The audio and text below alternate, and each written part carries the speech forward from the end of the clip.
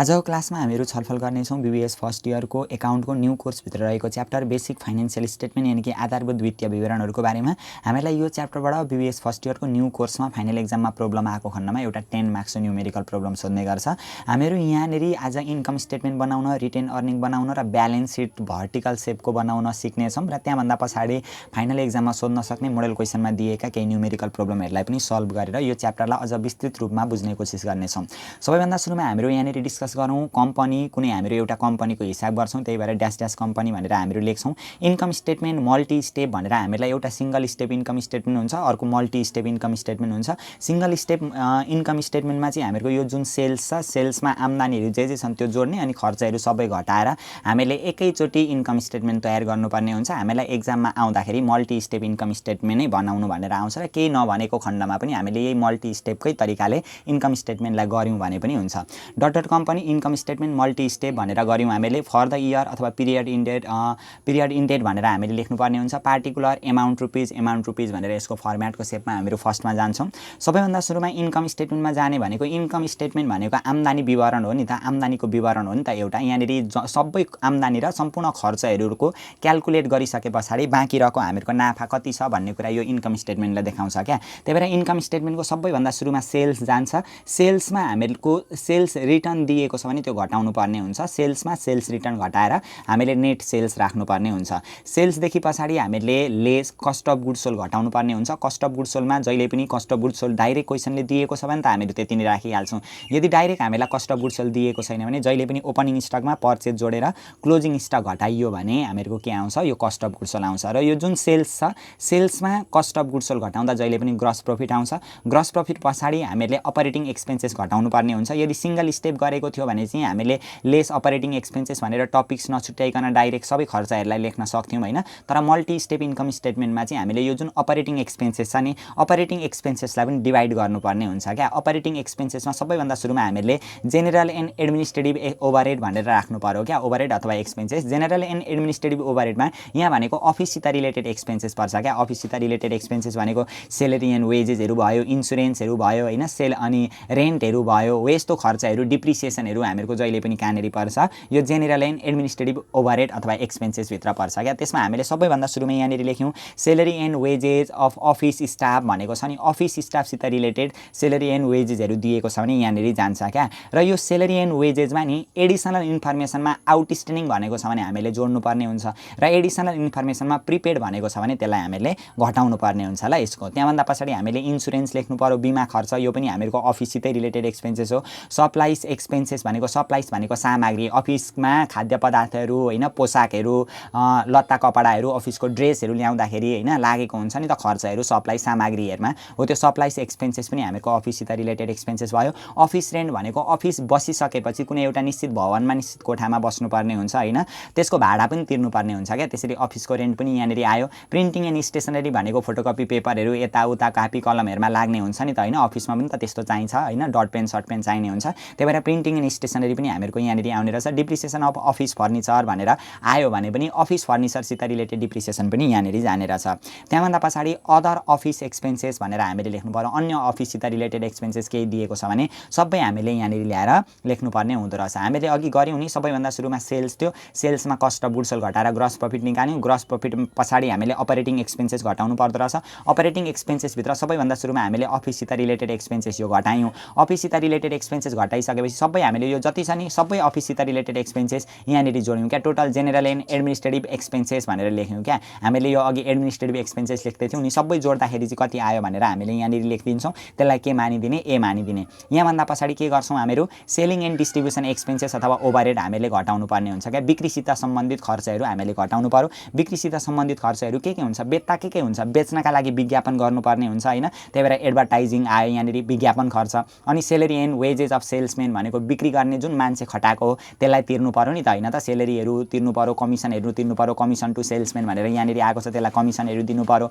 अनि अर्को हामीहरूको warehouse and showroom cost rent भनेको छ नि, वेयर हाउस अथवा सोरुम रेन्ट भनेको हामीलाई थाहा छ नि होइन, जस्तै हामीहरूले बाइकहरू किन्नु पर्यो भने पनि हामीले सोरुममा गएर किन्नुपर्छ नि त, त्यो बेच्नका लागि सोरुममा राखेको हो नि त, बनाउनका लागि त सोरुममा राख्दैन होइन त, सोरुममा त बनाइसकेको प्रोडक्ट ल्याएर त्यहाँनिर राख्ने हो नि त, त्यो राख्दाखेरि त्यहाँ भाडा तिर्नुपर्ने हुन्छ नि त। त्यसरी वेयर हाउसहरूको अथवा सोरुमहरूमा लागेको लागेको रेन्ट पनि त्यो पनि बिक्रीसँग रिलेटेड कस्ट भयो क्या, त्यही भएर यहाँ आयो है यहाँनिर। अनि अर्को पोइन्ट हामीहरूको यदि क्वेसनमा हामीहरूलाई ब्याड डेट दिएको छ भनेदेखि अथवा प्रोभिजन फर ब्याड डेट दिएको छ भने पनि ब्याड डेट भनेको खराब ऋण हो नि त, नउठ्ने पैसा हो नि त। नउठ्ने कतिखेर पैसा नउठ्ने चान्सेस हुन्छ जब हामीले बेचेको हुन्छ अनि त नउठ्ने चान्सेस हुने हो नि त। उधारोमा बेचेको छ भने हामीहरूको पैसा नउठ्ने चान्सेस हुने हो नि त। त्यही भएर त्यो ब्याड डेटहरू छ भने पनि हामीले यहाँनिर राख्नुपर्ने हुन्छ, सेलिङ एन्ड डिस्ट्रिब्युसन एक्सपेन्सेसभित्र राख्नुपर्ने हुन्छ। यति गरिसकेपछि हामीहरूको total selling and distribution expenses B आयो। मल्टी स्टेप भनेको यस्तो धेरैवटा स्टेप वाइजमा हामीले जानुपर्ने हुन्छ क्या। सिंगल स्टेप भनेको भए त हामीले यो बिक्री सिक्री केही नछुट्याइकन डाइरेक्ट खर्चहरूलाई घटाएर निकालिहाल्थ्यौँ, तर मल्टी स्टेप भनौँ भने चाहिँ हामीले यसरी गर्नुपर्ने हुन्छ। यति गर्दा हामीहरूको total selling and distribution expenses यहाँनिर बी आयो होइन, जम्मा खर्चहरू आयो। अब यो जुन अघिको हामीहरूको थियो नि जम्मा अफिससित रिलेटेड एक्सपेन्सेस हामीले गरेका थियौँ, यहाँनिर के गर्यौँ फेरि सेलिङसित रिलेटेड एक्सपेन्सेस गर्यौँ नि। त्यो अफिस र सेलिङसित related expenses जोड्दा total operating expenses आउँछ क्या। अघि हामीले गरेका थियौँ नि यो अपरेटिङ एक्सपेन्सेसमा दुईवटा पोइन्ट पर्दो रहेछ, एउटा अफिससित रिलेटेड एक्सपेन्सेस, अर्को सेलिङसित रिलेटेड एक्सपेन्सेस सबै जोडेर हामीले यहाँनिर लेखिदिउँ होइन। यहाँभन्दा पछाडि यो जुन माथि हामीहरूको आएको छ नि ग्रस प्रफिट, यो ग्रस प्रफिटमा यो सबै खर्च घटाउँदाखेरि इन्कम फ्रम अपरेसन आउँदो रहेछ क्या। हामीले यो जुन सञ्चालन गऱ्यौँ होइन बिक्री अनि बाँकी रहेका खर्चहरू सबैलाई एडजस्ट गरिसकेपछिको हामीहरूको इन्कम हुँदो रहेछ, इन्कम फ्रम अपरेसन आउँदो रहेछ। यहाँभन्दा पछाडि हामीले अदर रिभेन्यू एन्ड गेन जोड्नुपर्ने हुन्छ क्या। अन्य आम्दानीहरू भएका छन् भने त्यसलाई जोड्नु पर्यो। सबैभन्दा सुरुमा सेल्समा हामीले कस्ट अफ गुड्स सोल्ड घटायौँ, त्यहाँभन्दा पछाडि ग्रस प्रफिट निस्केको थियो, त्यहाँभन्दा पछाडि खर्च घटायौँ नि त। कमाएको अन्य आम्दानी पनि त हुन्छ नि त, ती अन्य आम्दानीहरूलाई ल्याएर यहाँनिर जोड्नुपर्ने हुन्छ अदर रिभेन्यू एन्ड गेन। अब आम्दानी के हुन्छ, इन्ट्रेस्ट रिभेन्यू भएको हुनसक्छ होइन, हामीले काहीँ ऋणहरू लगानी गरेका छौँ भने ब्याज, अथवा इन्भेस्टमेन्ट हामीले गरेका छौँ भने त्यहाँबाट ब्याज रिसिभ भएको हुन्छ। डिभिडेन्ड रिसिभ भनेको सेयरहरूमा लगानी गरेको छ भने डिभिडेन्ड रिसिभ हुन्छ। डिभिडेन्ड रिसिभ छ भने यहाँनिर हामीहरू रिभेन्यू पोइन्ट अन्तर्गत राख्दा रहेछौँ है। त्यहाँभन्दा पछाडि रेन्ट एन्ड कमिसन रिभेन्यू भनेको छ नि, रेन्टहरू रिसिभ भएको छ, कमिसनहरू रिसिभ भएको छ भने। Gain on disposal of assets भनेको एसिड्सहरू बेच्दाखेरि हामीलाई नाफा भएको छ भने त्यसलाई कहाँ राख्दा रहेछौँ, यहाँनिर राखेर यतापट्टि लगेर लेखिदिँदा रहेछौँ ल। आम्दानीहरू जे भएको छ त्यो सबै यहाँनिर एडजस्ट गर्छौँ। त्यो माथि आएकै हुन्छ, इन्कम फ्रम अपरेसन आएको हुन्छ, त्यसमा यो आम्दानी जोड्दाखेरि यहाँनिर लेख्छौँ। त्यहाँभन्दा पछाडि हामीहरू अदर एक्सपेन्सेस एन्ड लसेस भनेको अन्य खर्चहरू घटाउनु पर्दो रहेछ क्या। हामीले के हुँदो रहेछ अन्य खर्चहरूमा भनेदेखि हामीले ब्याज तिर्नुपर्ने हुन्छ होइन, यसलाई फाइनेन्सियल एक्सपेन्सेस पनि भनिन्छ इन्ट्रेस्टलाई। यो इन्ट्रेस्ट तिर्नु पर्यो। अनि अघि हामीले सामानहरू बेच्दाखेरि नाफा भएको थियो नि, एसिड्सहरू बेच्दा नाफा भयो भने इन्कममा लेख्यौँ, यदि नोक्सान भएको छ भने यहाँनिर एक्सपेन्सेस साइडमा लेख्नुपर्ने हुन्छ। यति गरिसकेपछि हामीहरूको यो आएको एन्सरलाई भन्छौँ हामीहरू नेट प्रफिट बिफोर ट्याक्स भन्छौँ क्या। ट्याक्स घटाउनुभन्दा अगाडिको प्रफिट हो। यसमा ट्याक्स घटाइसकेपछि हामीहरूको के आउँछ, नेट इन्कम आफ्टर ट्याक्स अथवा एनआई आउँछ क्या। यहाँनिर हामीहरू लेख्छौँ यसरी, ट्याक्स घटाइसकेपछि आएको जुन इन्कम छ यसलाई भनिन्छ नेट इन्कम आफ्टर ट्याक्स। अब यो त भयो हामीहरूको इन्कम स्टेटमेन्टको ढाँचा भयो। मल्टी स्टेप इन्कम स्टेटमेन्ट भनेर क्वेसनमा आयो भने अथवा इन्कम स्टेटमेन्टै मात्रै बनाउनु भनेर आयो भने पनि हामीहरू यही रुल फलो गर्छौँ क्या। इन्कम स्टेटमेन्टै मात्रै बनाउनु भनेर आयो भने पनि यसरी नै यही सिक्वेन्स अनुसार गर्दा हुन्छ। त्यहाँभन्दा पछाडि हामीहरू जान्छौँ अब रिटेन अर्निङ बनाउन सिक्छौँ क्या। अहिले हामीले इन्कम स्टेटमेन्ट सिक्यौँ होइन, अब रिटेन अर्निङ सिक्छौँ। अब डट कम्पनी, कुन कम्पनी दिएको छ त्यही कम्पनीको नाम लेख्छौँ। यहाँनिर statement of retained earning for the year अथवा पिरियड इन्डेड भनेको कुनै एउटा सर्टेन पिरियडको पनि हुनसक्छ, वर्षको अन्तिममा पनि तयार भएको हुनसक्छ नि त। हो यसरी हामीहरू लेख्छौँ। पार्टिकुलर एमाउन्ट रुपिज भनेर रिटेन अर्निङमा पनि हामीहरू लेखिहाल्छौँ। त्यसमा सबैभन्दा सुरुमा यो जुन छ नि beginning balance of retained earning हामीलाई क्वेसनमा दिएकै हुन्छ। यो बिगिनिङ ब्यालेन्स अफ रिटेन अर्निङमा हामीले नेट इन्कम जोड्नुपर्ने हुन्छ। नेट इन्कम कहाँबाट आएको हुन्छ, यो इन्कम स्टेटमेन्टमा हामीले नेट इन्कम निकालेका हुन्छौँ, त्यो नेट इन्कमलाई हामीले जोड्नुपर्ने हुन्छ। त्यो गरिसकेपछि हामीहरूको के आउँदो रहेछ, total profit available from operation भनेर आउँदो रहेछ क्या। सुरुको beginning balance of retained earning क्वेसनमा दिएकै हुन्छ, त्यसमा नेट इन्कम जोडिसकेपछि total profit available from operation भनेर आउँदो रहेछ। त्यसमा हामीले डिभिडेन्ड पेड गरेको हुन्छ क्या। डिभिडेन्ड दिएको त्यो के गर्नु पर्दो रहेछ, डिभिडेन्ड पेडलाई घटाउनु पर्दो रहेछ। ट्रान्सफर टु रिजर्भ भनेर हामीलाई क्वेसनमा भनेको छ भने नि यो एडिसनल इन्फर्मेसनमा भनेको हुन्छ क्या, ट्रान्सफर टु रिजर्भ भनेर। हो त्यो ट्रान्सफर टु रिजर्भ भनेको छ भने त्यसलाई पनि हामीले घटाएर त्यसभन्दा पछाडि आउने एन्सरलाई के भनिँदो रहेछ, ending balance of retained earning भनिँदो रहेछ ल। सजिलो छ। Beginning balance of retained earning हामीलाई क्वेसनमा दिएकै हुन्छ, नेट इन्कम हामीले मास्तिर निकालेकै हुन्छ, दुईवटा कुरा भइहाल्यो। त्यहाँभन्दा पछाडि आउने एन्सरलाई profit from total profit available from operation भन्दो रहेछ र हामीले डिभिडेन्ड पेड र ट्रान्सफर टु जेनरल रिजर्भ घटाइसकेपछि ending balance of retained earning आउँदो रहेछ। यो भयो हामीहरूको इन्कम स्टेटमेन्ट र रिटेन अर्निङको पाटो भयो। अब हामीहरू यसको ब्यालेन्स सिटमा जान्छौँ। ब्यालेन्स सिट पनि यसको सजिलो छ, डट कम्पनी भइहाल्यो, ब्यालेन्स सिट भइहाल्यो होइन। पार्टिकुलर एमाउन्ट अमाउन्ट रुपिस भनेर हुन्छ हैन। ब्यालेन्स सिटमा सबैभन्दा सुरुमा हामीहरू एसिड्स एडजस्ट गरिदिन्छौँ। एसिड्समा हामीले नि सिक्वेन्स मिलाउनु पर्ने हुन्छ क्या। पहिले फिक्स एसिड्स लेखेर अनि इन्भेस्टमेन्ट लेखेर करेन्ट एसिड्स पनि लेख्न पाइन्छ, ध्यान दिउँ ल। पहिले फिक्स एसिड्स लेखेर अनि इन्भेस्टमेन्ट लेखेर करेन्ट एसिड्स पनि हामीहरू लेख्न पाउँछौँ, तर पहिले करेन्ट एसिड्स लेखेर इन्भेस्टमेन्ट लेखेर फिक्स एसिड्स लेख्न पनि पाइयो क्या। अब हामीले यहाँनिर ब्यालेन्स सिटमा जान्नुपर्ने हुन्छ। हामीलाई दुईटा प्याटर्नको ब्यालेन्स सिट आउँछ क्या। डाइरेक्ट ब्यालेन्स सिट बनाउनु भनेर आयो भने हामीहरू यसरी डाइरेक्ट गरिदिने। अर्को कम्पनी एक्ट अनुसार ब्यालेन्स सिट पनि बनाउनु भनेर आउँछ, त्यो पनि हामीहरू जम्मा दुईटा प्रब्लम ब्यालेन्स सिटको गर्नेछौँ। दुईटै त्यो प्रब्लमबाट छर्लङ्ग भइहाल्छौँ हामीहरू। तर जाने पोइन्टहरू भनेको एउटै हो ल, सबैमा एउटै हो। हामीहरू यहाँ जे सिक्छौँ त्यसरी नै इन्ट्री गर्ने हो, तर थोरै डिफ्रेन्ट तरिकाले हामीले गर्नुपर्ने हुन्छ अन्तिममा चाहिँ ल।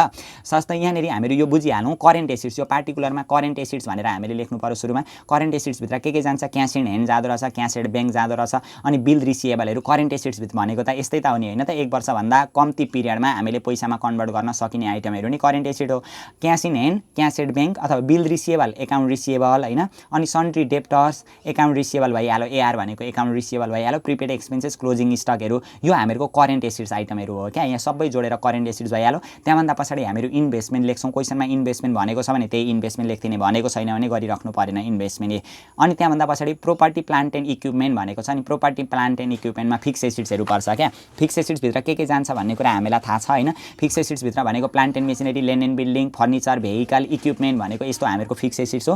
फिक्स एसिड्समा डिप्रिसिएसन भनेको छ भने घटाउनुपर्छ होइन। एप्रिसिएसन भनेको छ भने जोडेर एडजस्ट गर्नुपर्छ, त्यति हो क्या। फिक्स एसिड्समा डिप्रिसिएसन भन्नु भने हामीले घटाएर एडजस्ट गर्ने। यो जुन करेन्ट एसिड्स हामीले माथि लेखेको छ नि, सजिलो त छ। करेन्ट एसिड्समा इन्भेस्टमेन्ट दिइहाल्यो, फिक्स एसिड्स दिइहाल्यो, यसरी सबै जोड्दाखेरि हामीहरूको के आउँदो रहेछ, टोटल एसिड्स आउँदो रहेछ। त्यहाँभन्दा पछाडि अब हामीहरू लाइबिलिटी साइड पोस्टिङ गर्छौँ क्या। लाइबिलिटी साइडमा हामीहरूको के आउँदो रहेछ, liabilities and stock holder equity भनेर आउँछ। अघि हामीले सबैभन्दा सुरुमा करेन्ट एसिड्स लेखेका छौँ भने यहाँ सबैभन्दा सुरुमा करेन्ट लाइबिलिटिजबाट स्टार्ट गर्ने होइन। सबैभन्दा सुरुमा सेयर होल्डर इक्विटी लेखेर अनि लङ टर्म डेप्ट लेखेर अनि करेन्ट लाइबिलिटिज लेख्दा पनि भयो होइन। सुरुमै करेन्ट लाइबिलिटिज एन्ड प्रोभिजनबाट थालिदिँदा पनि भयो क्या। करेन्ट लाइबिलिटिज एन्ड प्रोभिजनभित्र के पर्छ, करेन्ट लाइबिलिटिज भनेको sundry creditor, bills payable, account payable, advance income भनेको कामै नगरी कसैले पैसा दिएको छ भने हो, यस्तो आइटम हामीहरूको करेन्ट लाइबिलिटिजभित्र पर्छ क्या। यो हामीलाई थाहा पनि छ होला होइन। त्यही भएर सन्ड्री क्रेडिटर आइहाल्यो, bills payable, account payable, AP भनेको आउटस्ट्यान्डिङ एक्सपेन्सेस, एडभान्स इन्कम भनेको कामै नगरी हामीले पैसा पाएका छौँ भने ब्याङ्क ओभरड्राफ्ट, यो यस्तो आइटमहरू हामीहरूको करेन्ट लाइबिलिटिजभित्र पर्छ। सबै जोडेर करेन्ट लाइबिलिटिज लेखिदिइहाल्ने। त्यहाँभन्दा पछाडि लङ टर्म डेप्टको पाटो आउँछ।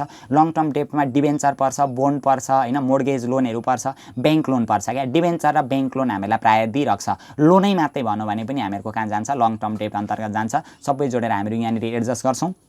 त्यहाँभन्दा पछाडि हामीहरू गर्छौँ सेयर होल्डर इक्विटी निकाल्छौँ क्या। सेयर होल्डर इक्विटीमा जाने पोइन्टहरू भनेको सेयर क्यापिटल भनेको जुनसुकै share capital, equity share capital पनि हुनसक्छ, प्रिफरेन्स सेयर क्यापिटल पनि हुनसक्छ। यो दुईटै पोइन्टहरू यहाँनिर जान्छ। रिजर्भ एन्ड सरप्लस जान्छ। त्यहाँभन्दा पछाडि रिजर्भ एन्ड सरप्लस हामीलाई क्वेसनमा दिएको हुन्छ होइन। अनि रिटेन अर्निङ भनेको अघि हामीले क्लोजिङ ब्यालेन्स रिटेन अर्निङको निकालेका छौँ नि, यहाँनिर जान्छ। त्यति गरिसकेपछि हामीहरूको total liabilities and stock holder equity भनेर आउँछ। यहाँभन्दा पछाडि अब हामीहरू मोडल क्वेसनमा देखाइदिएको एउटा प्रब्लमलाई सल्भ गरौँ। त्यहाँभन्दा पश्चात हामीहरू यो च्याप्टरलाई अझ बढी क्लियर रूपमा बुझ्न सक्छौँ। हामीलाई देखाइदिएको छ 4 नम्बरमा दिएको छ मोडल क्वेसनमा हामीलाई यो बेसिक फाइनेन्शियल स्टेटमेन्टबाट trial balance of Asha company limited for the year ended 31 Chaitra 2076 is given below भनेर आशा कम्पनी लिमिटेडको ट्रायल ब्यालेन्स हामीलाई दिएको छ। यो एडिसनल इन्फर्मेसनमा पनि हामीलाई पोइन्टहरू दिएको छ होइन। यसको आधारमा हामीलाई बनाउनु भनेको छ मल्टी स्टेप इन्कम स्टेटमेन्ट भनेको अघि हामीले जुन डिस्कस गऱ्यौँ त्यही बनाउनु भनेको छ यहाँनिर। र हामीलाई एक्जाममा आयो भने मल्टी स्टेप इन्कम स्टेटमेन्ट नै आउने गर्छ। स्टेटमेन्ट अफ रिटेन अर्निङ पनि बनाउनु भनेको छ। अघि हामीले रिटेन अर्निङ को पनि फर्म्याट हेरेका थियौँ र ब्यालेन्स सिट हामीलाई बनाउनु भनेको छ। फर्स्टमा हामीहरू बनाउँछौँ मल्टी स्टेप इन्कम स्टेटमेन्ट बनाउँछौँ क्या। Multi step income statement, income भन्ने बित्तिकै आय विवरणहरू देखिने स्टेटमेन्ट बनाउनु पर्यो क्या। आम्दानी कति छ, खर्च कति छ, त्यो सबै देखिने गरी हामीहरू विवरण बनाउँछौँ। सबैभन्दा सुरुमा जाउँ मल्टी स्टेप इन्कम स्टेटमेन्टमा नाम लेख्छौँ हामीहरू। आशा कम्पनी, आशा हो कि निराशा हो, जे दिएको छ त्यही कम्पनीको नाम यहाँनिर लेख्ने। इन्कम स्टेटमेन्ट भनेर मल्टी स्टेप हो नि त, यो मल्टी स्टेप इन्कम स्टेटमेन्ट भनेर लेख्ने। फर द इयर इन्डेड भनेको कहिले अन्तिम हुँदैछ त, हो त्यही सालको क्या, चैत्र 2076 चैतमा भनेको छ नि त। त्यही भएर लेख्यौँ हामीले चैत्र 2076 भनेर पार्टिकुलर एमाउन्ट रुपिज भनेर लेख्यौँ। सबैभन्दा सुरुमा नि हामीले जानेकै पोइन्टहरू छ क्या, अलिअलि चाहिँ बुझ्नुपर्ने पोइन्टहरू हुन्छ होइन। तर सबै हामीले जानिसकेको छ क्या। फर्मेट हामीले अलिकति तयारी गऱ्यौँ भने, प्र्याक्टिस पनि हामीले गर्नुपर्ने हुन्छ होइन। अलिकति तयारी गऱ्यौँ भने सकिहाल्छ क्या। सबैभन्दा सुरुमा इन्कम स्टेटमेन्टमा सेल्स जान्छ, बिक्री जान्छ। सेल्स हामीलाई क्वेसनमा दिएकै छ यहाँनिर होइन। कति दिएको छ सेल्स, 1,20,000 दिएको छ। त्यो सेल्समा सेल्स रिटर्न छ भने घटाएर नेट सेल्स निकाल्नुपर्ने हो। तर सेल्स रिटर्नै दिएको छैन भने डाइरेक्ट सेल्स सेल्स जति छ त्यति नै हामीहरू लेख्छौँ। सेल्स भन्दा पछाडि हामीहरू कस्ट अफ गुड्स सोल्ड घटाउँछौँ। सेल्समा के घटाउँछौँ? कस्ट अफ गुड्स सोल्ड घटाउँछौँ। कस्ट अफ गुड्स सोल्डमा जहिले पनि कस्ट अफ गुड्स सोल्डै डाइरेक्ट भनौँ भने त्यही एमाउन्ट लेख्ने। अहिले हामीलाई यहाँनिर भनेको छैन क्या, cost of goods sold direct भनेन भने कस्ट अफ गुड्स सोल्ड भित्र ओपनिङ स्टकमा पर्चेज जोडेर क्लोजिङ स्टक घटायो भने कस्ट अफ गुड्स सोल्ड आउँछ क्या जहिले पनि। ओपनिङ स्टक कति दिएको छ त हामीलाई यहाँनिर हेरौँ त। ओपनिङ स्टक दिएको छ 1 2 3 1 2 3 20,000 रुपियाँ ओपनिङ स्टक दिएको छ। पर्चेज भनेको 70,000 दिएको छ। क्लोजिङ स्टक एडिसनलमा दिएको छ 30,000। त्यही भएर 20,000 70,000 अनि 30,000 क्लोजिङ स्टक चाहिँ हामीले घटाएर कस्ट अफ गुड्स सोल्ड निकाल्छौँ। सेल्समा कस्ट अफ गुड्स सोल्ड घटाउने बित्तिकै जहिले पनि के आउँछ? ग्रस प्रफिट आउँछ। ग्रस प्रफिट भन्दा पछाडि हामीले जहिले अपरेटिङ एक्सपेन्सेस घटाउनु पर्ने हुन्छ। अपरेटिङ एक्सपेन्सेसमा पनि दुईटा एक्सपेन्सेसलाई हामीले डिभाइड गर्नुपर्ने हुन्छ क्या, डाइरेक्ट सबै एकै ठाउँमा नलेखेर। सबैभन्दा सुरुमा अपरेटिङ एक्सपेन्सेसमा सुरुमा जेनरल एन्ड एडमिनिस्ट्रेटिभ एक्सपेन्सेस भनेको अफिससित रिलेटेड एक्सपेन्सेस लेख्नु पर्यो अनि सेलिङसित रिलेटेड एक्सपेन्सेस लेख्नु पर्यो क्या। सेलिङसित रिलेटेड एक्सपेन्सेस हामीले बुझ्नु पर्यो। एडभर्टाइजमेन्टहरू दियो भने हैन, ब्याड डेटहरू दियो भने, सेलेरी अफ सेल्समेनहरू दियो भने यो चाहिँ हामीहरूको सेलिङ एक्सपेन्सेसभित्र पर्छ क्या। अरू चाहिँ हामीहरूको अफिस एक्सपेन्सेस। अफिस एक्सपेन्सेसभित्र के पर्ने रहेछ त यहाँ हेरौँ त। हामीहरू अपरेटिङ एक्सपेन्सेसभित्र जेनरल एन्ड एडमिनिस्ट्रेटिभ एक्सपेन्सेस भनेर हामीले छुट्यायौँ। अफिस एक्सपेन्सेसभित्र के पर्यो त? सुरुमा ब्याङ्क दिएको छ, ब्याङ्कमा भएको ब्यालेन्स त खर्च होइन। फिक्स एसेट्स दिएको छ, एसेट्स भइहाल्यो। ओपनिङ स्टक अघि गइसक्यो, पर्चेज गइसक्यो, सेल्स गइहाल्यो। यहाँ अफिस एक्सपेन्सेस भनेको छ क्या। अफिस एक्सपेन्सेस कति दिएको छ? 10,000 दिएको छ। अघि मैले भने नि एडिसनल इन्फर्मेसनमा आउटस्ट्यान्डिङ छ भने जोड्नु पर्यो, प्रिपेड छ भने घटाउनु पर्ने हुन्छ क्या एडिसनल इन्फर्मेसनमा है। अफिस एक्सपेन्सेस हामीलाई 10,000 दिएको छ। एडिसनल इन्फर्मेसनमा आउटस्ट्यान्डिङ अफिस एक्सपेन्सेस 2,000 दिएको छ नि त। आउटस्ट्यान्डिङ भनौँ भने हामीहरू के गर्नुपर्ने हुन्छ? जोड्नु पर्ने हुन्छ क्या। हेरौँ त, अफिस एक्सपेन्सेस भनेर 10,000 लेख्यौँ। आउटस्ट्यान्डिङ भनौँ भने के गर्नु पर्यो? यहाँनिर जोड्नु पर्ने हुन्छ क्या। 10 मा 2 जोड्दाखेरि हाम्रो जम्मा कति हजार आउँछ? 12,000 आउँछ। यहाँभन्दा पछाडि फेरि हेरौँ अब अफिस एक्सपेन्सेस भन्दा पछाडि हामीलाई के दिएको छ? प्रिपेड सेलरी दिएको छ नि। सेलरीको प्रिपेड दिएको रहेछ क्या। प्रिपेड जहिले पनि एउटा कुरा के विचार गर्ने भने यो माथि हामीलाई जुन ट्रायल ब्यालेन्स छ नि, ट्रायल ब्यालेन्समा प्रिपेड भनेको छ भने त्यो डाइरेक्ट ब्यालेन्स सिटको एसिड्समा जान्छ। प्रिपेड भनेको अग्रिम भुक्तानी हो है, ध्यान दिउँ है। यो जुन बक्सा छ नि माथिको दराज हो, यो दराजभित्र चाहिँ हामीलाई डाइरेक्ट प्रिपेड सेलरी दिएको छ भने नि प्रिपेड भनेको अग्रिम भुक्तानी हो। यहाँ माथि दिएको प्रिपेड डाइरेक्ट ब्यालेन्स सिटको एसिड्समा जान्छ। यहाँ माथि दिएको लाइबिलिटिज, यहाँ माथि दिएको जुन आउटस्ट्यान्डिङ छ नि, यहाँ माथि दिएको आउटस्ट्यान्डिङ डाइरेक्ट ब्यालेन्स सिटको लाइबिलिटिजभित्र जान्छ क्या। यहाँ प्रिपेड भनेको छ होइन, यो प्रिपेड डाइरेक्ट ब्यालेन्स सिटको एसिड्समा जान्छ। तर यो प्रिपेड यहाँ माथि भनेर तल एडिसनलमा एक्सपायर्ड भनेको छ भने त्यो एक्सपायर्ड भएकोलाई चाहिँ हामीले खर्च देखाउनु पर्ने हुन्छ क्या पिएलमै। हामीलाई यहाँ हेरौँ त, प्रिपेड सेलरी 12,000 वाज एक्सपायर्ड भनेको छ नि। एक्सपायर्ड भनेको म्याच समाप्त भयो क्या, ड्यामेजै भयो भन्छन् नि त। यो जुन हामीले प्रिपेड अग्रिम रूपमा दिएको तलब हो नि, त्यो तलबमध्ये चाहिँ 12,000 को चाहिँ काम गरिसकेछन् क्या, हामीले काममा लगाइसकेछौँ, यति बराबरको चाहिँ खर्च भयो। माथि दिएको प्रिपेड डाइरेक्ट ब्यालेन्स सिटको एसिड्समा जान्छ। तर माथि प्रिपेड दिएर त्यो प्रिपेडलाई फेरि एक्सपायर्ड भनौँ भने चाहिँ त्यो एक्सपायर्ड भएको चाहिँ माथि फेरि यहाँनिर जान्छ क्या। हामीले लेख्यौँ अफिस एक्सपेन्सेस एक्सपायर्ड भनेर दिएको छ नि त। सेलेरी एक्सपेन्सेस एक्सपायर्ड कति भएको छ? जम्मा 12,000 भएको छ। त्यहाँभन्दा पछाडि हामीलाई हेरौँ है, एडभर्टाइजमेन्ट भनेको छ नि। एडभर्टाइजमेन्ट भनेको विज्ञापन त बेच्नका लागि गरिन्छ, यो भरे सेलिङमा जान्छ होइन। एकाउन्ट रिसिएबल भनेको एसिड्स हो होइन, हामीले पाउनुपर्ने सम्पत्ति हो नि त। एकाउन्ट रिसिएबल, बिल रिसिएबल भनेको। प्रोभिजन फर ब्याड डेट भनेको, प्रोभिजन फर ब्याड डेट भनेको त हामीले जुन उधारोमा बेचेको हो नि, त्यो उधारोमा बेचेपछि नउठ्ने पैसा ब्याड डेट भएको हो नि त। तर यो प्रोभिजन फर ब्याड डेट भनेर हामीलाई क्रेडिटमा दियो भने नि, प्रोभिजन फर ब्याड डेट भनेर क्रेडिटमा दियो भने हामीले पाएको हो क्या। जुन हामीले पैसा उठ्दैन होला भनेर प्रोभिजन गरेका थियौँ नि, राखेका थियौँ नि, खर्च देखाएका थियौँ नि, त्यो चाहिँ पैसा उठेर आयो। उठेर आयो भने हामीहरूको आम्दानी हुन्छ क्या। 1,000 रुपियाँ चाहिँ आम्दानी रहेछ। एकछिनमा हामीहरू एडजस्ट गर्छौँ। प्रोभिजन फर ब्याड डेटहरू भनेको यो जहिले पनि सेलिङ एक्सपेन्सेससित रिलेटेड हो, त्यहाँ लगेर एडजस्ट गर्ने हो ल। एक्युमुलेटेड डिप्रिसिएसन भनेको एसिड्सबाट घट्छ। डिभिडेन्ड पेड अहिले जाँदैन। एकाउन्ट पेएबल पनि अहिले जाँदैन होइन, लाइबिलिटिज हो। स्टक अफ सप्लाइज भनेको छ नि, स्टक अफ सप्लाइज, सप्लाइज भनेको सामग्री हो क्या। सामग्री भनेको सम्पत्तिहरू हो। क्यापिटल स्टक भनेको सेयर क्यापिटल भइहाल्यो, रिटेन अर्निङ भइहाल्यो। अब खर्च मुनिबाट हेर्छौँ। डिप्रिसिएसन अन फिक्स एसिड्स भनेको छ नि, फिक्स एसिड्समा 10% डिप्रिसिएसन छ अरे। फिक्स एसिड्स भनेको 80,000 दिएको छ। 80,000 को 10% कति हजार हुन्छ? 8,000 रुपियाँ हामीहरूको डिप्रिसिएसन रहेछ। यहाँनिर हामीहरू 8,000 रुपियाँ लेख्छौँ क्या। त्यहाँभन्दा पछाडि है एडिसनलमा हेर्दैछौँ, माथिको खर्च हामीले हेरिसकिहाल्यौँ। क्लोजिङ स्टक भनेको छ नि, क्लोजिङ स्टक भनेको सम्पत्ति हो। त्यहाँभन्दा परतिर हामीलाई दिएको छ सप्लाइज इन ह्यान्ड भनेर दिएको छ नि। सप्लाइज इन ह्यान्ड भनेको अब हाम्रो हातमा अथवा हाम्रो कार्यालयमा सामग्री जम्मा कतिको मात्रै रहेछ? 2000 को मात्रै रहेछ। यहाँ माथि हेरौँ है, स्टक अफ सप्लाइज भनेको छ नि, जम्मा सप्लाइज भनेको सामग्रीको स्टक हामीहरूसित सुरुमा 5000 को थियो हैन, ध्यान दिउँ है। स्टक अफ सप्लाइज भनेको सामग्रीको स्टक हामीहरूको कम्पनीमा जम्मा 5000 को थियो। 5000 मा कति हजार मात्रै हामीहरूको हातमा छ अथवा हामीहरूको कम्पनीमा छ, अब हामीहरूको अफिसमा छ 2000 मात्रै छ क्या। जम्मा सुरुमा 5000 को स्टक हामीले राखेका थियौँ, 5000 मा अब 2000 मात्रै छ भने 3000 चाहिँ खर्च भइसकेछ हो। त्यो 3000 लाई चाहिँ हामीले के लेख्नुपर्छ, सप्लाइज एक्सपेन्सेस लेख्नुपर्छ। यो पनि अफिससित रिलेटेड एक्सपेन्सेस होला, यसलाई पनि ट्राई गरौँ। यति गर्दाखेरि हामीहरूको के आउँदो रहेछ, ए आउँदो रहेछ क्या। यो सबै अफिससित रिलेटेड एक्सपेन्सेस सक्यो। यहाँभन्दा पछाडि सेलिङ एन्ड डिस्ट्रिब्युसन एक्सपेन्सेस हामीले गर्नु पर्यो क्या। बिक्रीसँग सम्बन्धित खर्चहरू हामीले गर्नु पर्यो। बिक्रीसँग सम्बन्धित खर्चहरू के दिएको छ अघि एडभर्टाइजमेन्ट भनेर दिएको छ नि, यहाँ लेखिहाल्यौँ हामीले एडभर्टाइजमेन्ट भनेर लेखिहाल्यौँ। यसको एडिसनलमा केही भनेको छैन। एडभर्टाइजमेन्टदेखि पछाडि अब हामीलाई यो ब्याड डेट भनेको छ नि, ब्याड डेट भनेर क्रेडिटमा दिएको छ नि 1000 क्रेडिटमा। हामीलाई प्रोभिजन फर ब्याड डेट भनेर क्रेडिटमा दियो भने त्यो चाहिँ पैसा उठेको हो क्या। उठेको पैसालाई त आम्दानी लेखाउनु पर्यो नि त, आम्दानीमा देखाउनु पर्यो। अब एडजस्ट कसरी गर्ने त भनेदेखि एकछिनमा हेरौँ ल, फेरि म भनिदिइहाल्छु त्यसको बारेमा पनि। अरू हेरौँ त, अरू बिक्रीसँग रिलेटेड खर्चहरू, कमिसन टु सेल्समेन हैन, अनि वेयर हाउस एक्सपेन्सेसहरू, सोरुम एक्सपेन्सेसहरू हामीलाई दिएको छैन नि यहाँनिर।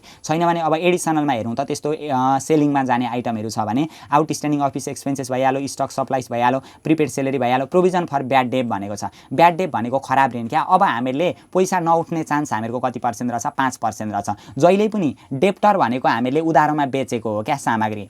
पैसा नउठ्ने चान्स केबाट हुन्छ त, जब हामीले उधारोमा बेच्छौँ तब त नउठ्ने चान्स हुने हो नि त। पैसामा बेचेको थियो भने त पैसा उठिसकेको हुन्छ। हामीले जति उधारोमा बेचेका छौँ नि त्यो मध्ये 5% चाहिँ प्रोभिजन फर ब्याड डेट राख्नु पर्यो अरे क्या। पैसा उठ्दैन भनेर खर्च देखाउनु पर्यो अरे। डेप्टर कति छ, हामीले उधारोमा बेचेकोलाई डेप्टरले डिनोट गर्छ क्या। डेप्टर कति दिएको छ त हामीलाई क्वेसनमा, डेप्टर अथवा एकाउन्ट रिसिएबल क्या। एकाउन्ट रिसिएबल कति दिएको रहेछ, डेप्टर दिएन भने एकाउन्ट रिसिएबल दिन्छ। एकाउन्ट रिसिएबल पनि हामीले उधारोमा बेचेर पाउनुपर्ने हो, डेप्टर पनि पाउनुपर्ने हो क्या। पाउनुपर्ने हामीहरूको डेप्टर कति रहेछ, जम्मा 40,000 रहेछ। 40,000 मा कति पर्सेन्ट ब्याड डेट भएछ, 5%। 40,000 को 5%, 4 5 2000 हुन्छ हैन। यहाँनिर हेरौँ है, प्रोभिजन फर ब्याड डेट भनेको 40,000 को 5% जम्मा 2000 हामीले खर्च देखाउनु पर्ने रहेछ, पैसा डुबो भनेर। 2000 देखाउनु पर्ने ठाउँमा हामीहरूको प्रोभिजन फर ब्याड डेट हामीले अगाडि नै डुब्छ होला भन्ने आशंका भएको पैसा कति रिटर्न भएर आएको रहेछ, 1000 त उठिसकेको रहेछ नि त। त्यही भएर जम्मा 40,000 को 5% 2000 हुन्छ। 2000 मा 1000 चाहिँ पैसा उठिसकेछ। क्रेडिट साइडमा दिएको प्रोभिजन फर ब्याड डेट भनेको हामीले आशंका गरेको ब्याड डेट चाहिँ उठेर आयो भन्न खोजेको है। अहिले फेरि कति गर्नु पर्यो, 40,000 को 5% 2000 गर्नु पर्यो। 2000 मा 1000 त उठेको रहेछ भने वास्तविक रूपमा हामीहरूको ब्याड डेटमा कति मात्रै देखाउनु पर्दो रहेछ, 1000 मात्रै खर्च देखाउनु पर्दो रहेछ। यति गरिसकेपछि हामीहरूको यो पनि सक्यो क्या, सेलिङ पनि सक्यो। अरू हामीलाई सोरुम केही दिएको छैन त्यस्तो। यति गरिसकेपछि सबै गर्दाखेरि यो ए र बी जोड्यौँ क्या, अफिससित रिलेटेड र यो सेलिङसित रिलेटेड खर्च जोड्दाखेरि हामीहरूको टोटल अपरेटिङ एक्सपेन्सेस आयो। अनि जुन अघिको ग्रस प्रफिट छ, ग्रस प्रफिटमा यो टोटल अपरेटिङ एक्सपेन्सेस घटाउँदाखेरि हामीहरूको इन्कम फ्रम अपरेसन आउँदो रहेछ। इन्कम फ्रम अपरेसनदेखि पछाडि हामीहरूको अदर रेभेन्यू एन्ड गेन भनेर अघि हामीले भनेको थियो नि, इन्ट्रेस्ट रिसिभ, डिभिडेन्ड रिसिभ हैन, अनि gain and sales of fix assets, एसिड्सहरू बेच्दाखेरि नाफा भएको छ भने यहाँनिर राख्नुपर्छ, त्यो दिएको छैन। अनि अदर एक्सपेन्सेस एन्ड लसेस भनेको यहाँनिर हामीले इन्ट्रेस्ट पेड हैन, अनि loss on sales of any fix assets, हामीले इन्ट्रेस्ट पेड भनेको ब्याज तिरेको कुरा, अनि फिक्स एसिड्सहरू बेच्दाखेरि नोक्सान भएको छ भने यहाँनिर लेख्नुपर्छ, त्यो पनि छैन यहाँनिर। यति गर्दाखेरि हामीहरूको त्यही 16,000 आयो। त्यहाँभन्दा पछाडि हामीहरूको इन्कम बिफोर ट्याक्स आउँछ क्या, यो 16,000 भनेको। अब यसमा हामीले ट्याक्स घटाउनु पर्ने हुन्छ। ट्याक्स कति पर्सेन्ट दिएको छ हामीलाई यहाँनिर, 25% ट्याक्स दिएको छ क्या। के को 25%, यही 16,000 को 25%। 16,000 को 25% कति हजार हुन्छ, 4000 हुन्छ। गर्दाखेरि हामीहरूको जम्मा कति हजार आउँदो रहेछ, 16,000 मा 4000 ट्याक्स घटाउँदाखेरि 12,000 हुँदो रहेछ। यो जुन ट्याक्स दिएको छ नि ट्याक्स, यो 25% भनेको यही प्रफिट बिफोरको होला। यहाँ हामीहरूको 16,000 को 25% 4,000 हुन्छ। घटाउँदाखेरि हामीहरूको कति आयो, 12,000 आयो। यहाँभन्दा पछाडि अब हामीहरू गर्छौँ रिटेन अर्निङ एकाउन्ट बनाउँछौँ क्या, स्टेटमेन्ट अफ रिटेन अर्निङ। त्यो पनि हामीलाई बनाउनु भनेको छ, statement of retained earning. Retained earning बनाउँदाखेरि त्यही हुन्छ हामीहरूको फर्मेट भनेको पार्टिकुलर एमाउन्ट रुपिज भइहाल्यो। सबैभन्दा सुरुमा beginning balance of retained earning भनेर आउँछ क्या। रिटेन अर्निङको बिगिनिङ ब्यालेन्स हामीलाई क्वेसनमा दिएको हुन्छ, 10,000 दिएको छ। 10,000 हामीहरू लेखिहाल्छौँ। त्यहाँभन्दा पछाडि अघि के गर्ने भनेको थियो, नेट इन्कमलाई जोड्ने भनेको थियो। नेट इन्कम अघि हामीले भर्खर 12,000 निकाल्यौँ नि, हो यो 12,000 यहाँनिर आयो। नेट इन्कम हामीले जोड्यौँ। त्यहाँभन्दा पछाडि हामीहरूको total profit available for distribution भनेर आउँछ। प्रफिट हामीले वितरण गर्नका लागि चाहिँ कति हामीहरूसित नाफा रहेछ त, 22,000 रहेछ। यसमा हामीले डिभिडेन्ड पेड घटाउनु पर्ने हुन्छ। डिभिडेन्ड पेड क्वेसनमा दियो भने घटाउने, दिएन भने केही नगर्ने। कहिलेकाहीँ एडिसनलमा दिएको हुन्छ। डिभिडेन्ड पेड हामीलाई कति दिएको, यो 1 2 3 4 5 1 2 3 4 5 2000 रुपियाँ डिभिडेन्ड पेड दिएको रहेछ। यो डिभिडेन्ड पेड 2000 रुपियाँ घटाउँदाखेरि 22 मा 2 घटाउँदाखेरि हामीहरूको क्लोजिङ अथवा ending balance of retained earning कति हजार आयो 20,000 रुपैयाँ आउँदो रहेछ। यहाँभन्दा पछाडि हामीहरू ब्यालेन्स सिटमा जान्छौँ क्या। अब यो तयारी गर्नु यहाँबाट आयो भने हामीलाई 10 मार्क्सको अथवा 15 मार्क्सको एउटा न्युमेरिकल प्रब्लम आउने गर्छ। यहाँ हेरौँ त रिक्वायरमा यो मल्टी स्टेप सक्यो, स्टेटमेन्ट अफ रिटेन अर्निङ सक्यो, ब्यालेन्स सिट अब हामीले बनाउनु पर्ने चाहिँ। ब्यालेन्स सिटमा हामीहरू जान्छौँ Asha company balance sheet as on 31 Chaitra 2076 भनेर लेख्छौँ।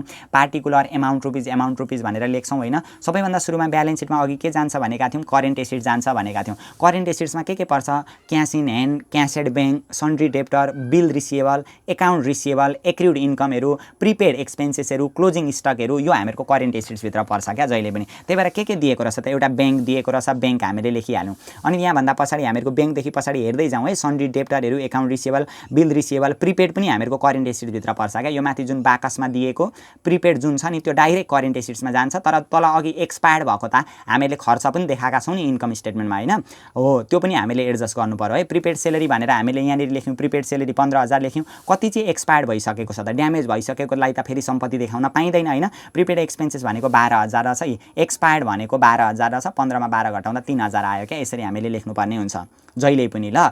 अब यहाँभन्दा पछाडि के गर्नु पर्यो भने यदि हामीहरूको कोही कन्डिसनमा के हुन्छ, एडिसनल इन्फर्मेसनमा प्रिपेड दिएको हुन्छ क्या, माथि चाहिँ सेलेरी दिएको हुन्छ, त्यो सेलेरीलाई चाहिँ पिएल एकाउन्टमा लगेर राख्ने, इन्कम स्टेटमेन्टमा लगेर राख्ने, अनि त्यो सेलेरीमा तलको प्रिपेड घटाउने होइन, माथि नि इन्कम स्टेटमेन्टमै घटाउने। यदि हामीलाई यहाँ माथि सेलेरी दिएर यहाँ तल प्रिपेड दिएको थियो भने, यहाँ माथि सेलेरी दियो अरे 10,000 दियो भने त्यसलाई इन्कम स्टेटमेन्टमा 10,000 खर्च देखाउने, मुनि दिएको प्रिपेडलाई त्यो इन्कम स्टेटमेन्टमै घटाउने, अनि फेरि यो मुनि दिएको प्रिपेडलाई फेरि करेन्ट एसेट्समा राख्नुपर्ने हुन्थ्यो होला। हामीले त्यस्तो पनि आउन सक्छ एक्जाममा, तयारी गर्दै जानु होला। अब यहाँभन्दा पछाडि हेरौँ है, प्रिपेडभन्दा पछाडि एडभर्टाइजमेन्ट होइन, एकाउन्ट रिसिएबल हामीहरूको के हो, करेन्ट एसेट्स हो। एकाउन्ट रिसिएबल लेख्यो। अनि एकाउन्ट रिसिएबल, यो एकाउन्ट रिसिएबल भनेको हामीले पाउनुपर्ने पैसामा नउठ्ने चान्स कति % छ भन्दैछ क्वेसनले, 5% चाहिँ ब्याड डेब राख्नुपर्छ भन्दैछ नि त। त्यही भएर यहाँ हेरौँ त, ब्याड डेबले चाहिँ पैसा आउनुपर्ने घट्छ क्या, जति पाउनुपर्ने हो त्यति पाइँदैन, घटाएर देखाउनु पर्यो। एकाउन्ट रिसिएबल भनेको 40,000 आयो, प्रोभिजन फर ब्याड डेब भनेको 5% छ, 40,000 को 5% 4 2,000 हुन्छ, 40 मा 2 घटाउँदा कति हजार आउँछ, 38,000 आउँछ। त्यहाँभन्दा पछाडि हामीहरूको एकाउन्ट रिसिएबलदेखि हामीलाई दिएको छ प्रोभिजन फर ब्याड डेब अघि नै गइसक्यो हामीहरूको होइन। एडिसनलको चाहिँ 2 ठाउँ इन्ट्री हुन्छ नि त जहिले पनि।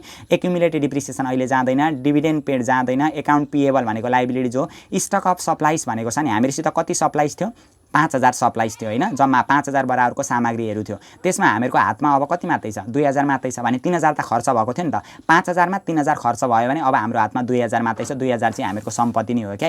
यसलाई यसरी इन्ट्री गर्नु पर्यो। स्टक अफ सप्लाइज भनेर जम्मा 5,000 मा कति खर्च भइसक्यो, 3,000 खर्च भइसक्यो भने त्यही 2,000 रुपियाँ बाँकी छ भनेर हामीले गर्नु पर्यो। अनि क्लोजिङ स्टक पनि हामीहरूको सम्पत्ति हो। क्लोजिङ स्टक कति दिएको छ, 30,000 दिएको छ। सम्पत्तिमा भनेको यो करेन्ट एसेट्समा भनेको sundry debtor, bill receivable, account receivable, prepaid, closing स्टकहरू हो, यस्तो एक्रुड इन्कमहरू हामीहरूको करेन्ट एसेट्सभित्र पर्छ। करेन्ट एसेट्स हामीले यसरी सक्यौँ।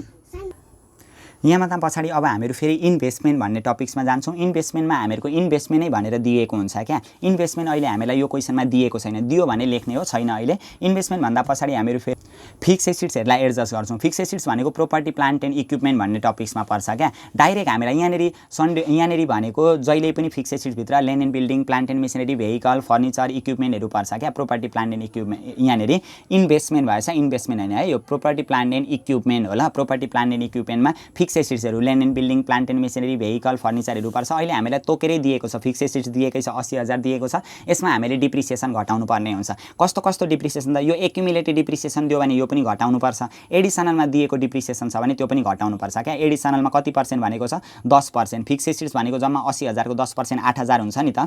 माथि हामीलाई एक्युमुलेटेड कति दिएको छ, एक्युमुलेटेड डिप्रिसिएसन कति दिएको छ, जम्मा यहाँनिर हामीलाई एक्युमुलेटेड 9,000 दिएको छ। एडिसनलमा 10% गर्दा 8,000, 9,000 र 8,000 ले जम्मा कति हजार हुन्छ, 17,000। त्यो दुईटै घटाउनु पर्यो ल। फिक्स एसेट जम्मा 80,000 मा एक्युमुलेटेड डिप्रिसिएसन जम्मा 9,000 माथि दिएको छ। अनि तलको डिप्रिसिएसन, एक्युमुलेटेड भनेको टोटल डिप्रिसिएसन हो क्या, आजसम्मको डिप्रिसिएसन। 9 मा 8 जोड्दा 17 भयो, घटाउँदा 63,000 आयो। यो दुईटा जोड्दाखेरि करेन्ट एसेट्स र फिक्स एसेट्स जोड्दा हामीहरूको के आउँदो रहेछ, टोटल एसेट्स आउँदो रहेछ। त्यहाँभन्दा पछाडि हामीहरू लाइबिलिटिज एन्ड सेयर होल्डर इक्विटीमा जान्छौँ। लाइबिलिटिज एन्ड सेयर होल्डर इक्विटीमा पनि हामीहरू सबैभन्दा सुरुमा करेन्ट लाइबिलिटिज एन्ड प्रोभिजनबाट थाल्छौँ। करेन्ट लाइबिलिटिज एन्ड प्रोभिजनमा के जान्छ त भन्दाखेरि sundry creditor, bills payable, account payable, payable, outstanding expenses हैन, अनि एडभान्स इन्कमहरू हो यस्तो हामीहरूको करेन्ट लायबिलिटिज भित्र पर्छ क्या। हामीलाई यहाँनिर दिएको छ एउटा एकाउन्ट पेएबल भनेर दिएको छ नि त, क्रेडिटर हामीलाई दिएको छैन, एकाउन्ट पेएबल हामीलाई दिएको छ 20,000 लेख्यौँ। यहाँभन्दा पछाडि हामीलाई आउटस्ट्यान्डिङ एक्सपेन्सेसहरू दिएको छ नि, अफिस एक्सपेन्सेस आउटस्ट्यान्डिङ भनेर एडिसनल इन्फर्मेसनमा दिएको आउटस्ट्यान्डिङ भनेको करेन्ट लायबिलिटिज हो, अनि प्रिपेड भनेको करेन्ट एसेट्स हो क्या। माथि नि हामीलाई आउटस्ट्यान्डिङ भनेर दियो भने पनि त्यो करेन्ट लायबिलिटिज हो, माथि नि हामीलाई प्रिपेड भनेर दियो भने त्यो करेन्ट एसेट्स हो। ल त्यसरी बुझौँ, आउटस्ट्यान्डिङ लेखिहाल्यौँ हामीले। अनि यहाँनिर भनेको करेन्ट लायबिलिटिज एन्ड प्रोभिजनमा पर्ने भनेको नि करेन्ट लायबिलिटिज भित्र त त्यो भइहाल्यो। अनि यो जुन प्रोभिजन छ नि, प्रोभिजन भन्ने टपिक्समा प्रोभिजन फर ट्याक्स र प्रपोज डिभिडेन्ड पर्छ क्या। प्रपोज डिभिडेन्ड अहिले यो क्वेसनमा छैन, दियो भने पर्थ्यो। प्रोभिजन फर ट्याक्स छ क्या। प्रोभिजन फर ट्याक्स अघि हामीले 25% गरेर 4,000 निकालेका थियौँ नि उतापट्टि इन्कम स्टेटमेन्टमा, त्यही यहाँ ल्याएर राखिदिनु पर्यो। लङ टर्म डेटमा भनेको डिभेन्चरहरू, बोन्डहरू, लङ टर्म लोनहरू पर्छ, त्यो दिएको छैन, निल भइहाल्यो। त्यहाँभन्दा पछाडि हामीहरू सेयर होल्डर इक्विटी लेख्छौँ। सेयर होल्डर इक्विटीमा equity share capital, preference share क्यापिटलहरू पर्छ। सेयर क्यापिटल भनेर हामीलाई 1 लाख रुपियाँ दिएको छ, 1 लाख रुपियाँ हामीहरू लेखिहाल्यौँ। रिटेन अर्निङ भनेको अघि हामीले ending balance of retained earning निकालेका छौँ नि, त्यो यहाँनिर आयो क्या। रिजर्भ एन्ड सरप्लस थियो भने पनि यहाँनिर नि जान्थ्यो। यति गर्दाखेरि हामीहरूको यहाँ टोटल लायबिलिटिज पनि आयो। टोटल एसेट्स र टोटल लायबिलिटिजको कोलम यसरी बराबरी आउनु पर्छ। यसरी नै तपाईँहरूले अब यहाँदेखि उताका प्रब्लमहरूलाई पनि सल्भ गर्न सक्नुहुन्छ हैन। कृपया च्यानलमा रहिरहनका लागि च्यानललाई सब्स्क्राइब गर्नुहोस् र नजिकै रहेको बेल आइकनलाई पनि दबाइदिनुहोस्।